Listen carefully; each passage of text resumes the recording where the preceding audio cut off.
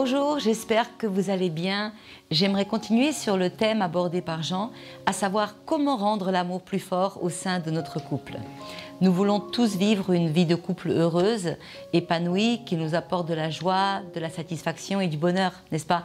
Mais, et tous les couples le savent bien, il faut se battre pour son couple aujourd'hui et pour protéger notre amour. Alors j'aimerais vous parler sur l'importance de toucher son conjoint, de le toucher pour enraciner l'amour entre nous.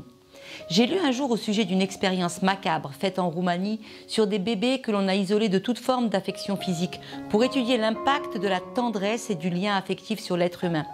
Seuls les soins physiques furent autorisés. Aucune démonstration d'amour, aucun toucher affectif. Eh bien, vous savez quoi? La plupart de ces nourrissons sont morts ou bien ont développé de graves handicaps. Parce que l'être humain a besoin d'affection exprimée pour s'épanouir et le toucher physique en fait partie. Quand nos corps se touchent, c'est nos âmes qui se connectent ensemble.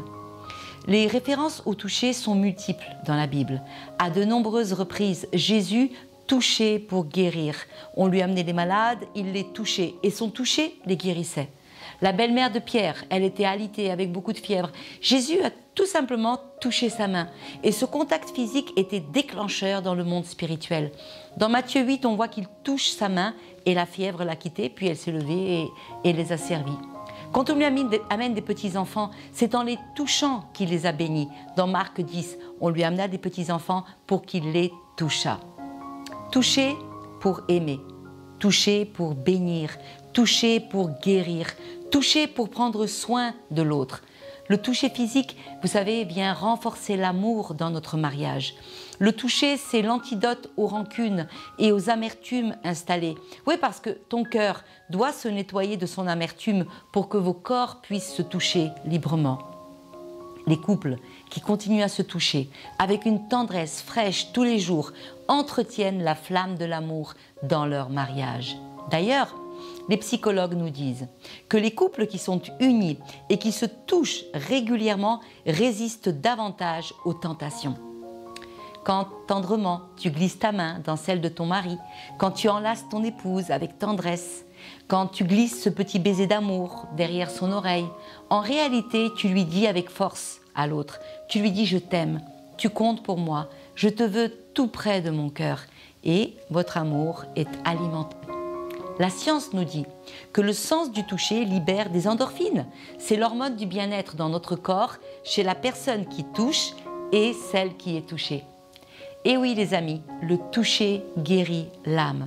Alors, pour rendre l'amour plus fort dans votre couple, je vous encourage, prenez l'habitude de toucher de manière quotidienne votre conjoint avec délicatesse, amour, régularité, parce que ce toucher physique a la faculté d'augmenter l'amour, de le rendre plus fort, de vous unir et de vous rendre résistant face aux adversités et aussi aux tentations.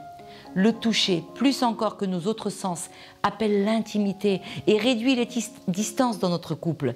Parce qu'on peut entendre à distance, voir à distance, mais on ne peut pas toucher à distance. Quand tu touches avec ton corps, tu touches avec ton âme.